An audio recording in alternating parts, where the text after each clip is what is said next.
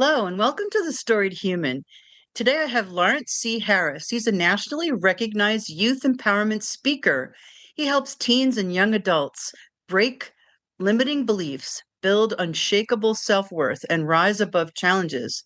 Drawing from his own lived experience overcoming childhood abuse, autism, and CPTSD, Lawrence shares powerful messages that resonate deeply with young people and the adults who support them. I know we're going to learn a lot of good things today, and I can't wait to hear Lawrence's story. Welcome, Lawrence. Thank you. It's great to be here. Really wonderful reading about your work, especially with young people. They need you. Um, just catch us up a little bit. Like, I know that you've had a tough time in your young life. How did you get through that? Well, for a little context, for people who don't know who I am, obviously my name is Lawrence, and when people first meet me, they see this who I am now. They see this guy, he's a speaker, he's an author, he's helping people. But who I used to be, up until the age of 11, I didn't have friends growing up because I was always too different. I wanted to go read books and play with animals, and everybody else wanted to play sports, so I didn't ever really fit in. Mhm. And that led me to feeling really isolated. Then at the age of 12, my dad became abusive to me and my younger siblings, which being the oldest, I naturally felt the role to protect them and to make sure they were okay. And in the process of doing that, I kind of lost myself for a couple years where you put other people's needs so far above yours that when we did eventually get out of his house and now we live with my mom full time, I had to reflect on, well, who am I? What do I want to do? What are my needs? What makes me feel good? Because I forgot. I Yep. forgot what made me feel good because I was too busy worried about making sure that my siblings were okay. Thankfully, though, through a lot of therapy, journaling, meditation, and all the stuff I teach other people, I was able to get better. And that inspired my journey to writing books and coaching people and speaking and making YouTube videos. And that's a little recap of me. And I noticed you're smiling as you're describing those things. You Yeah. really enjoy what you do. You really get a lot of satisfaction out of helping others, don't you? Yeah, I do. Um, a few days ago, actually, I spoke for the National Association of Mental Illness in my city, which is Philadelphia. And it was my biggest speech ever. We had 398 people. And Wow. one of the most beautiful things about this work is you never really know what other people go through until you ask. And I go up there and I share what I've been through, people come up and they tell me about how their life was, what they're going through. One guy came up and he like hugged me and started crying. And I was kind of shocked because that's the first time that specifically happened. And he told me that he's a veteran. So the stuff that I share, my 15-year-old self, when I first started doing this, I would have I would have never thought that so many people of so many diverse backgrounds would see what I talk about and resonate and understand and be able to get something from it. So, in a bit of a strange way, there's so much pleasure in talking about it because you never know who needs to hear it. That's what I always say about this podcast. You never know who's going to be inspired by your story, who's going to learn from it or feel less alone. You never know who's going to hear you.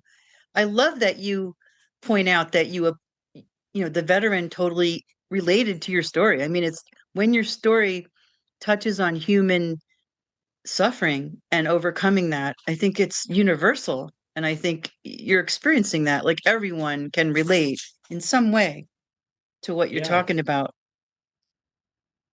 And something big there too about people being able to relate is when we go through life and we just see, I live in Philadelphia and we have 2 million people here. Wow. You could be on the train sitting next to somebody and you never know their life story. You two might have went through the exact same thing growing up. You might know something that could change that person's life. They might know something that can change yours. But if you never open the door to a conversation, you'll never find out who's around you. And just like there's these universal things like everyone understands shame, everyone understands fear and guilt and feeling insecure about something. There's also a lot of universal joy, like overcoming what you've been through, realizing that whatever past situations happen, they had an effect, but they don't have to determine the rest of your life. And that even though you may not have had the most ideal situation growing up, within that problem, once you overcome it, now you know how. And you can go out there and, like you said, you never know who's listening. You don't. And that person might have needed the exact thing in that moment, or they've heard it before, but you explain it in a way where it finally clicks for them. Yeah. That's such a great point. Um, I'm just so struck by your connection with human beings. So you just get it. Like we need to connect. We're not here alone. We feel alone sometimes, but we're really not alone. And that person Yeah, next to us could. I mean, I'm always amazed. I work a lot of short-term gigs as a tech writer, and I'm always amazed at what I have in common with people at different jobs, different yeah, ages, different backgrounds. They're from India, they're from China, they're not from, America even, but there's always something very similar about us. And it doesn't matter as long as you're open, right? To being a yeah, human, just a human, not an older human or a white human or a woman human, just a human. When you go in yeah, like that with somebody, I mean, I just love that feeling of talking to someone and finding something that you didn't think you could relate to this person, but there is something. There's always something. yeah. It's like music is a good example of it too. So I don't speak, well, I'm not fluent in Vietnamese. I can speak a little bit of it. Wow. But yeah, the long story short on that is my ex-girlfriend, her parents were from Vietnam, and her grandma makes really good sandwiches. And I wanted to figure out how to say thank you in Vietnamese. And that led me to learning a little bit of it. But that's something that people would only know if they asked or if I told them. Yeah. And in just being a human, like you said, that connection to other people, Yes. I developed that through journaling because when you Yes. spend years writing out your thoughts Wow. and reflecting on those and asking yourself, well, why do I think that? Eventually, you get to this point where you realize that, wait, the reason why I keep reacting aggressively towards people, or I distance myself, is because I went through this and I haven't healed from that. Well, now you look at other people, and when they get mad or when they get sad or they distance themselves, you understand that just like how I'm doing that because of what I went through, they're doing that because of what they went through. And I wouldn't want someone to get mad at me for this. So I'm not going to get mad at them for it. And in that way, it actually becomes really hard for me to get mad at people because I can feel annoyed, I can feel stressed by what people do, but I'm never, I don't punish people for what they don't know because Wow. they're just healing. Well, they're just reacting and doing the best that they know with what they have. And just like how you wouldn't go to a baby and get mad at them for touching the stove because they don't know it's hot, you can't get mad at someone else for doing something if you don't know. that they don't know. I hope the way I worded that made sense. I love that. No, I hear you. And I hear that such growth happened for you, that you did the work and you grew as a person. And now you don't just automatically react, which is Oh yeah. hard to do. It's hard to train our brains. I'm still working on it because I said to somebody, I said, I'm really not very judgmental, but I know my work isn't done because I still judge people for being judgmental. It's like person's being judgmental. Yeah. So it's a constant, I think it never ends, right? The work. But I hear in your stories that Yeah. you've grown as a person and you're not as judgmental maybe as a lot of us. And that is so Yeah. healing to be that way around someone. Well, a big part of it is that in order to stop being judged, because see, when I say the term not being judgmental, what I'm saying is not over, not like overly reactively judgmental. Right. So naturally, we are going to judge in the definition of the word no matter what. We're going to say, I like this, I don't like that. I like this person, I don't like that person. Yeah. That's judging. That's just a natural thing. We're supposed to do that. It's how we know good from bad. But being overtly judgmental to say, I don't like this person because of this one single thing about them or this one single thing that they did, that's being overly judgmental. Now, in order to stop doing that to other people, we also have to stop doing it to ourselves Oh, because a lot of the time, the way we treat other people is the result of how we treat ourselves. wow. When I used to distance myself from my family when I'd feel upset, it was because I felt so distant from myself. And I felt like I was always the problem. So, in a kind of backwards way, I was giving them a problem because I felt like a problem. And once I stopped feeling like a problem, I was able to better articulate here's why. Here's why I do this. You know, yes, it's a reaction that I can't control, it's a problem in my life, but here's why. Now you guys know. And then once we started talking about that and we worked through it, and I worked through it with my therapist, now I'm able to catch myself when that emotion or that reaction rises up. And I just say, okay, I'm aware of that this is happening, but I don't have to react off the past. And Yeah. it's kind of like when you want to stop eating or drinking soda. You're going to feel the urge pop up, and you just have to say to yourself, no, I'm going to do something else. Yeah. And eventually you just lose your appetite for it. And it becomes easier to stop doing it. And eventually you just stop doing it. You might have the thought like you feel judgmental about someone or something, but you stop being overly judgmental by first recognizing that if you don't treat yourself good, you can't treat other people good. There's a lot to unpack in what you just said. It's Yeah. wonderful. And what I'm reminded of, I talk to my friend about this a lot, is and I love that you said you're still going to have those thoughts, you're still going to have those urges, but you catch yourself sooner. And that's what I see as the progress in my own life, where I just catch myself if I have a thought that maybe is judgmental or not positive about someone. I pause now. I observe it. That's what I hear you saying is like you really pay attention.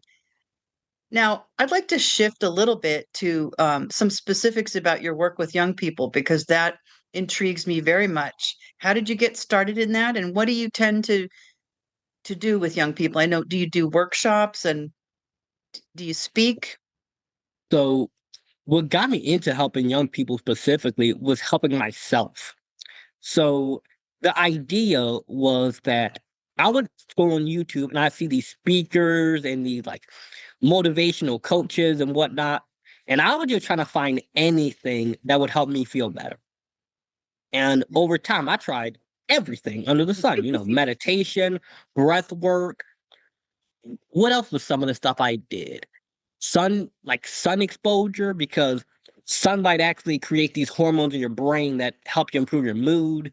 Journaling, exercise, yoga, you name it, I've tried it. And then I realized, okay, I'm getting all this information, but the people sharing it in these videos, either it's hard for young people to relate to them, or they're talking in PhD terms that I have to Google every 5 minutes to understand this video. And then once I figured out, now I know enough that I can articulate it to other people. I started making YouTube videos and these short clips on Instagram where I would take a specific subject and just share it as easy as I could. Then over time, I got better at that. And in doing so, I also was able to feel better about myself because now I'm giving value to other people. And once I realized, okay, Tony Robbins and Les Brown and all these people, they get paid to do this stuff. I went on YouTube and I searched, okay, how to become a paid speaker. First thing you got to know, what are you going to talk about? I want to talk about mental well being, self love, and confidence. All right, I got that. Who do I want to share this with? Well, who is my best clientele? Who is my best case study? Other young people. So then, naturally, because at the time of being 15, I couldn't really go into schools and do this, I would just keep making YouTube videos and I would go to like churches and YMCA's and just volunteer and say, hey, here's what I talk about. Would you guys mind giving me 30 minutes? And they say, sure, go up there. You And started at 15? That's amazing. yeah, because I realized that, okay, because of getting paid as a speaker for, you don't necessarily need to do this, but it's in your best interest. You need to have like a business you run it through. Yeah. Because if someone were to sue you and you don't run your speaking through a business, they can take everything you own in a court case. But if you run it through a business, and as long as you make sure to like maintain certain laws, they can only take what's owned by the business. So you can't take my house or my car or my personal money. You can only take what's owned by the business. So that's what got me into speaking.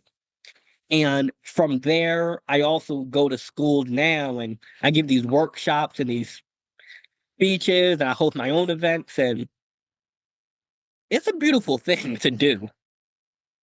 It I get sounds to, great. It yeah, really I get to does. see them like actually feel better about themselves and I feel Yeah. good in the process. And I think it's so clever of you that you discovered a market, right, that wasn't being served. And you said, I'm going to make this I'm going to make this more understandable and make it for people my age or younger, like Yeah. that was Because brilliant. yeah, because there's a lot of people who like speak at high schools and youth organization. There's tons of people who do it. But what I've noticed was that when it came to let's go beyond motivation and let's give people actionable skills, like Yes. actionable step by step, do this. Yeah, there are people doing that. But when you combine, I'm going to share my story, how I got through it. Here's what you can do. There's so few people that do that. Yeah. That And gets by specific like positioning that. myself as if you want somebody who's going to come in there and actually have people change their life, it's me. Yeah. Obviously, I'm biased when I say that, but now I've got the testimonials of people who, even just from my YouTube videos, people have emailed me things like, this video helped me to improve my self worth. And now I'm in a healthy relationship and I broke up with my toxic ex boyfriend and me and my family are doing better. And say people's parents email me and say that their kid is opening up to them about their mental health. That's incredibly rewarding. Like what you're doing is so important. And that must just feel wonderful to know that it's hitting, that people are hearing you and making changes. I love your emphasis on actionable steps because I think that is what's missing a lot of the time. It's like you can be inspired and be motivated, but where do I start? Like, what's my roadmap? It sounds like you Yeah. really do tell these younger people, here's how you do it. Yeah, because if it's a great thing to tell somebody, okay, believe in yourself. Yeah, But how do I believe in myself before I believe in myself? Like, exactly. what do Yes. I do? Where do you start? Yeah. It's like you can tell someone, all right, go chase your dreams. But how do I chase my dreams when I go home and everything just seems like a nightmare? Like, where do I start? What do I do? How do I change? That's where I come in. And I'm like, Yeah. okay, so what you're gonna do is you're gonna make your bed. That's it. I'm gonna make my bed. Well, what about like I start a business or I do this or I do that? No, make your bed. Okay, then what? Brush your teeth. Why are you telling me to do this? Because you need to first care enough about yourself to maintain your bed and your teeth. Because if you spend 8 hours sleeping, that's one third of your life. We want to make sure that at the bare minimum, your living space is clean. You don't have to be a neat freak, but it has to be presentable because you live there. Okay, Lawrence, then what? What do I do? Well, what do you like to do? Well, I don't know what I like to do. I'm really sad and I don't know who to talk to. And me and my friends, they're just treating me bad and my family. Okay, well, just try stuff. Well, what should I try? Try whatever you find. Safely, of course. Like maybe you decide, okay, I'm gonna go to a boxing gym, or I'm gonna try ballet, or I'm gonna try yoga. I'm gonna go fishing, or I'm going to start painting. I'm gonna get into skateboarding or make music. Yeah, just try anything. Find something you like to do. Because what this is doing is we're building a foundation where you're able to actually think about your dreams and ideas.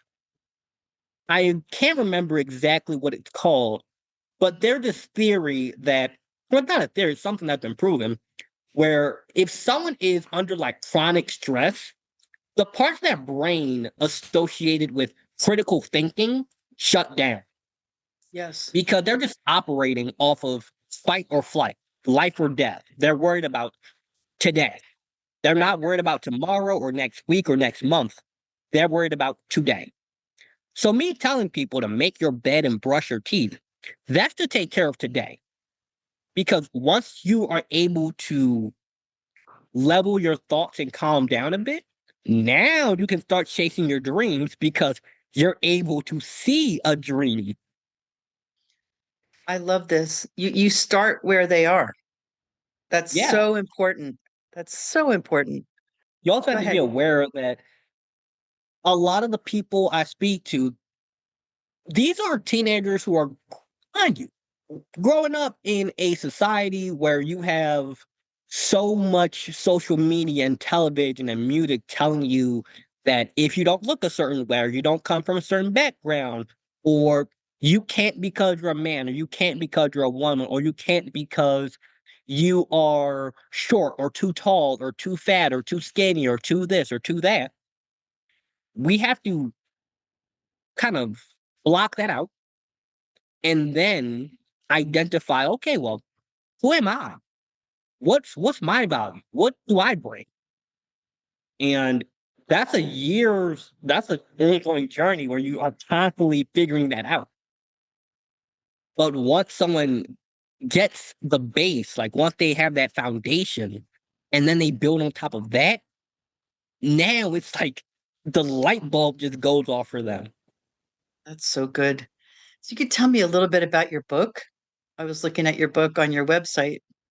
Oh yeah. So I wrote okay, so the two on my website, those are like my best ones in my opinion. Okay. The first one that I wrote was called Power to the People. In that one, it's more of like a base level foundation of okay, by getting your health, your mental health, and financial spending habits under control. Mind you, I write mainly for teenagers. So these Mhm. are simple things. Right. Well, they're complex subjects explained in very simple ways. They're important. Yeah, I think they're important for Yeah. everyone, but yeah, you explain them specifically for that audience. Yeah, because your mental health laid this foundation for how you see yourself, how you see life, how you see the world. Your physical health, when you get that under control when you're young, it's a lot easier to maintain it as you get older. Because that part of the book came from there's this guy in my gym who's 75. This man has muscles, he's able to talk, has all his teeth. He's 75 years old. And I asked him, how in the world do you look like that at 75? He said, oh, when I was young, I took care of my health. And There I you was like, go. okay, I'm going to put that in the book. There you go. That's so good. Then I also go into things such as how motivation is actually very moment to moment, whereas discipline and this consistency of I'm going to do it even when I don't necessarily feel like it, Right. that's a big part of the mental aspect of the book. And financial habits is because teenagers, by the very nature of our brains, are impulsive. See a shiny object, we want to buy it. We see a new car, we want to get it.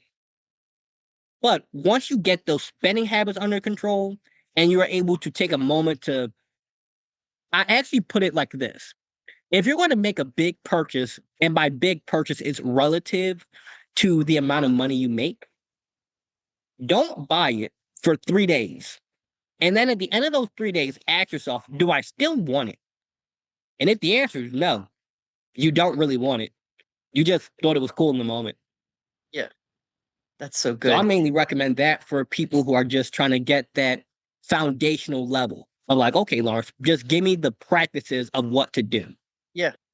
Now, my other book, Made for More, Hope, Resilience, and the Strength Within, that is a book where I go into intense detail about my mental health journey, the most gut wrenching things I've been through, relationship issues, growing up, not having friends, getting diagnosed with autism. Like, I go into insane detail in that book.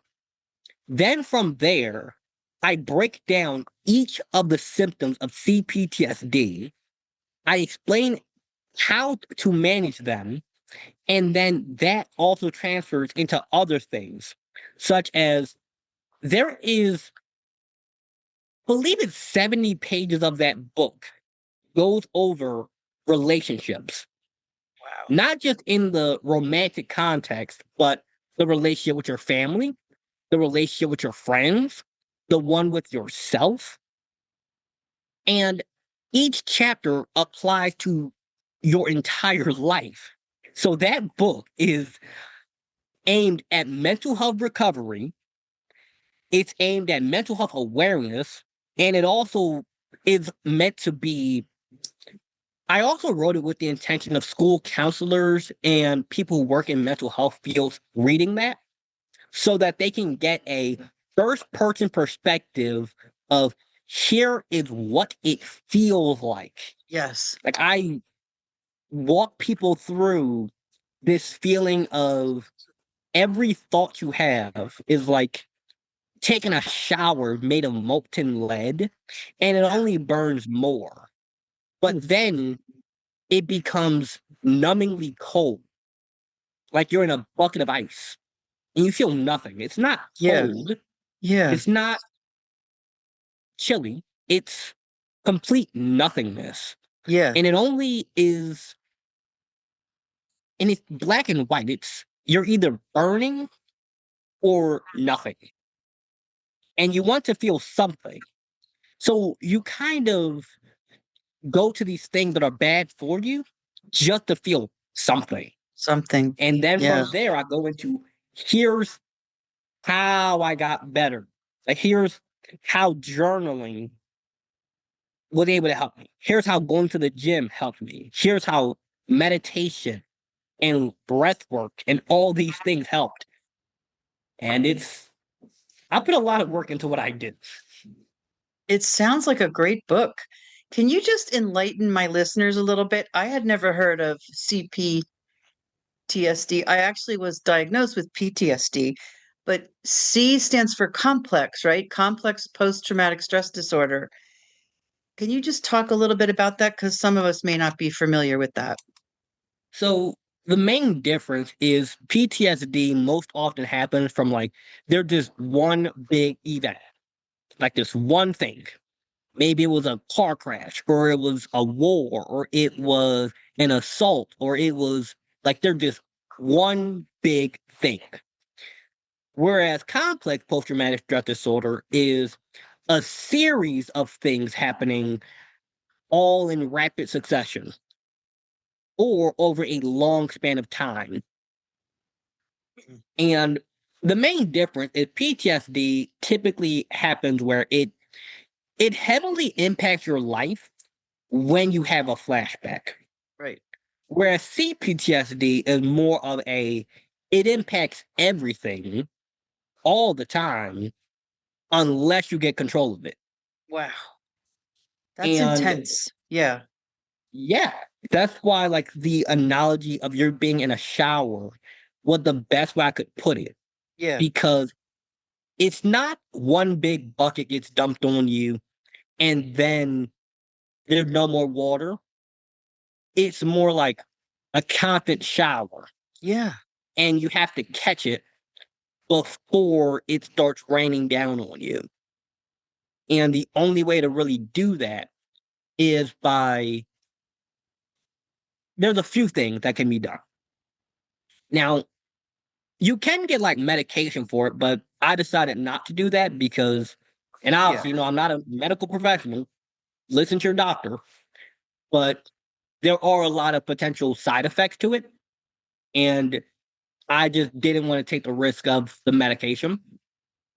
The other option is cognitive behavioral therapy, where what it does, and this is why I'm so self aware, it teaches you how to identify a thought and an emotion right as it comes up, understand it, not get attached to it, and simply let it pass. I love it. And you develop a lot of really healthy coping skills. But in the process, you have to dig deep into yourself and dig into all the mess.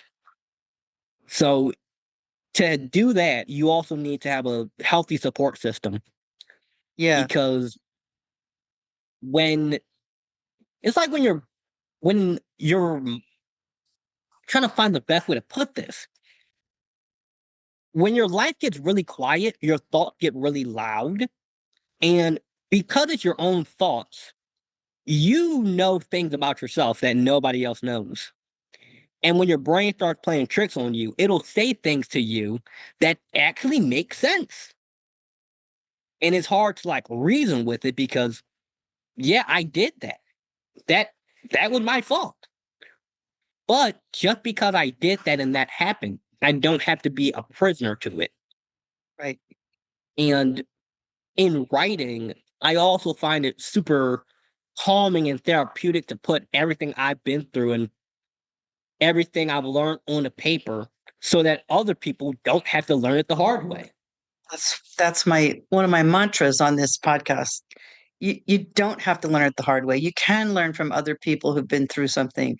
They can shorten it for you and make it easier for you if you learn from their experience. Now, how did you get like this? What do you think made you able to weather what happened to you and then turn around and be able to help others? Like, what is it about you? Does it come from your background? Does it come from being the older sibling? Is it something, someone in your family affected you? Uh, there were a lot of factors, but the biggest one was being the oldest sibling Yeah. because I would see my younger sibling and I thought about how I want to be a good example for them. And I want to show them that it's possible that, yes, all of that happened. Yes, I haven't spoke to my dad since I was like, well, I got kicked out of his house when I was 13. And the last time we ever spoke was him trying to randomly come back in my life and text me Oh. on my high school graduation. Mm. So, despite everything, despite having to cut off family members and not see any not see anyone on his side of family anymore, despite having to learn to manage my own life and my own mental health and learn how to trust myself again. Despite everything, I just wanted to show my siblings that it's possible and that life can get better. Another thing that helped me to keep moving forward and also that got me out of that dark place in the first place was I had to realize that I'm stuck with me. For better or worse, I'm stuck with me. So the sooner I have a good opinion of myself, the better. So I got really honest. I got really honest about the fact that a lot of what kept me stuck for so long was this odd comfort in it. It's like hurting became so familiar that I was kind of scared to let go because I don't know what's on the other side. It's like the idea of the devil you know is better than the one you don't. That's so But true. what You if, get so used to it, right? It's your yeah, normal. it's like you know this is not normal though. You know this Yeah, is bad for you. You know that this is people are mistreating you and it hurts and you don't like this. But at least you know and you're yeah, familiar with right. it. And it's it's one of those things where it's kind of similar to someone having an addiction where they know that this addiction is bad for them. They know that they shouldn't be doing this, but it takes the pain away. Yeah, And once you hear their why, like once you hear why they do this, they're like, that actually makes a lot of sense. yeah, Like it makes a lot of sense why they're trying to numb their own thoughts and their own problems. But I would look at people like this and I would look at where the path my life was going on. And I said, okay, if I don't get off this train, I'm going to crash. So I it became an actual matter of life and death for me to get better. yeah. It was bad. Yeah, because I never dealt with like any addictions or anything, but I did see how I was on the path to probably ending up with one. Like That's with so the interesting combination, that you could yeah, see like that. Yeah. with the combination of autism and CPTSD, you're really impulsive unless you control it. Right. Because And like you pointed you out, get it's a coping mechanism, right? It's one yeah, of the it's not a healthy one, but it works. Yeah. yeah. And you have to basically realize, like, all right, just statistically speaking, like just off of the pure data, my chances of ending up an addict would have been an 80% Wow. because y- one, if you don't have good coping skills, you're looking for anything to calm you down. Yeah. Two, you're impulsive. Three, when that thought spiral kicks in of this happened, and then the next moment, well, this happened too, and then that happened, and that happened, and it just gets worse and worse and worse and worse and worse and worse. Eventually, you hit the rock bottom, and you're like, it can't get any worse. But then it gets worse, and then it gets worse, and Oh, then it gets worse. And if you don't catch it, it would make sense why a lot of people who are like veterans end up alcoholics yes. because when when they tell you what they've been through, you can't blame them Right. because look at what they've been through. And it makes sense. They just want to feel better. Right. But obviously, I didn't want to end up like that. So I had to figure out what works. Like, what are some healthy coping skills? And for people who are currently asking themselves, well, Lawrence, what did you do? Like, when you were at your worst, when you're at rock bottom, what did you do to feel better? Well, the unhealthy things I did was I pushed people away. I would argue. I would point the finger. I would blame everyone else. That was the unhealthy things I did. But it made it feel better. Even though it was bad for me, at the time, that was all I knew how to do. Right. Now, the healthy thing, which I tell people to do, are journaling. Write it out. Write out how you feel. if you don't know how to explain it to other people, you can spend 20 minutes scribbling on a piece of paper gibberish until you finally figure out the words. Yeah. Your That's a notebook is going to judge you. It does not care if you cry. It doesn't care if you throw up. It does not care if you scream and burn it and tear it up. It does not care. Go exercise. Maybe that's running, yoga, stretching, push ups, swimming. Just get that energy out of your body. It allows you to also have this appreciation of your own physical well being. And when you're angry and you want to go hit something or punch something, go punch a weight bag. One of those yeah, like sandbags at a boxing gym, go that's get that. great. Yeah, that's Or great. get a stress ball. Or one of those like just anything. Because it's also going to help you with like preventing self-harm because now your hands are occupied. Yeah. Those are great tips. And take a walk outside, you know, because when you're having all these thoughts and you're still, you feel like stuck, you feel squeezed in, it feels like I can't move, I can't do anything. The sooner you get up and start walking, the sooner it'll help clear your mind and get some fresh air. And a lot of your tips, it reminds me that if I can just change one thing, right? It'll Yeah, shake where I'm at. It'll shake the mood, or I just have to try something. I love that you emphasize that. And a lot of your things are easy to do, right? Go yeah, outside, go for a walk, get some sun, some fresh yeah, air. because, you know, not everyone has the financial access, the Right, physical access, the legal access, or the ability to go out and find a therapist. Not everyone right, has that right. because therapy is expensive. I don't go anymore since the age of 16. I haven't gone to therapy because my therapist she was so good at her job that she said, "You're ready to go out there, man." Oh, that's a good Like the goal therapist. of Yeah, the goal of Yeah, therapy is for you to no longer necessarily need it. that's lovely. So tell me, have Um, we missed anything? Is there anything we haven't talked about that you'd like to talk about? hmm. Oh, one thing I do want to share is that one of the things that holds people back, not only from their mental health recovery, from business success, financial success, opportunities in life, is we doubt ourselves because we keep replaying the opinions of the people who hurt us. Ooh, good one. Like when I was 9 years old, I when I was 9 years old, I have this memory of me coming home and showing my dad that I was on the front page of the newspaper in my city because I had made a video game in one of my classes. Wow. And the news found out about it. They said, we want to like do a little quick interview on this. It will look good on the paper. I came home and I showed it to him, and he kind of just brushed it off. 3 days later, one of his friends finds out about it and then tell them about like how great it is that your son on the newspaper. And then he comes and congratulates me. Hmm.